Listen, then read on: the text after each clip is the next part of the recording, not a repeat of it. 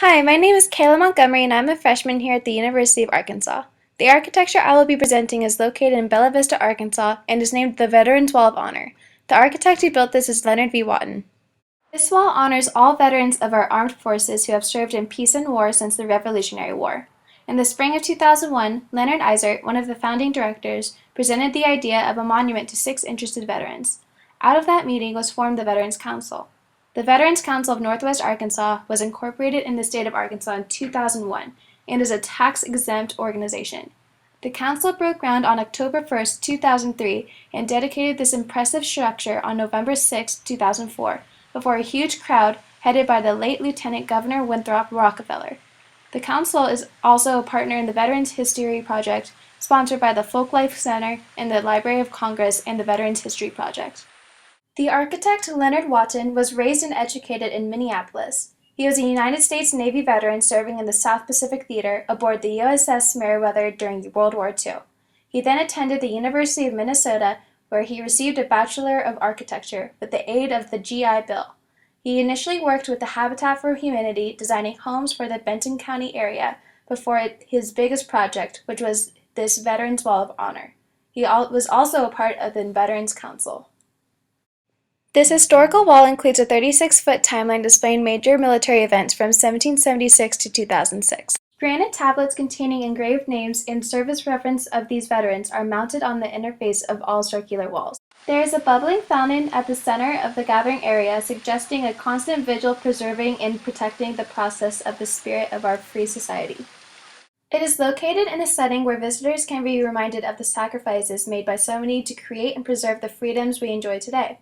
Although the architecture is indeed beautiful and has great composition, it also is a good scale and size. It's very spacious for people to move around in and enjoy every detail.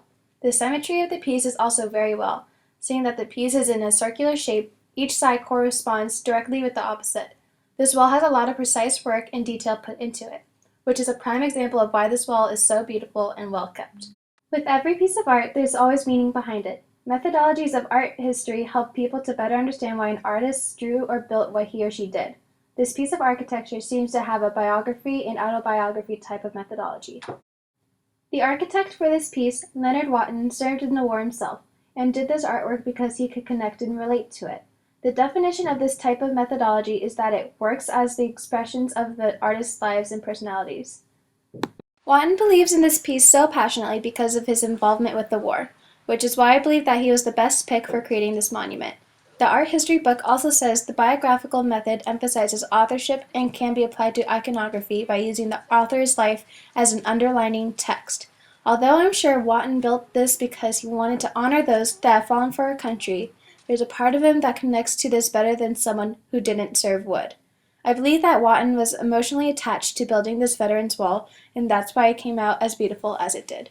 The Veterans Wall can be placed in the structuralism category. It was put together in a specific way. It was made to be very open and informational.